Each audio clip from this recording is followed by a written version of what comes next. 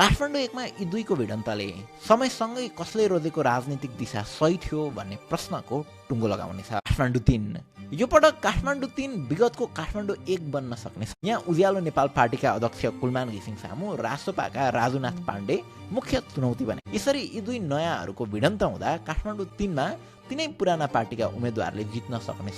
बालेन र रविसँग एकता रासोपाको उपसभापति पनि बनिसकेका, तर पछि उनले त्यो एकता टुटाउँदै उज्यालो नेपाल पार्टीलाई नै एक्टिभ बनाए। त्यतिबेला केही नेताहरूले समेत कुलमानको साथ छोडेर रासोपा नै रोज्दा पाएका कुलमानलाई आफू चुनाव जित्नेदेखि पार्टीलाई थ्रेसहोल्ड कटाएर राष्ट्रिय पार्टी बनाउने। राष्ट्रिय पार्टी बन्नलाई प्रत्यक्षतर्फ कम्तीमा 1 सिट जित्नुपर्छ।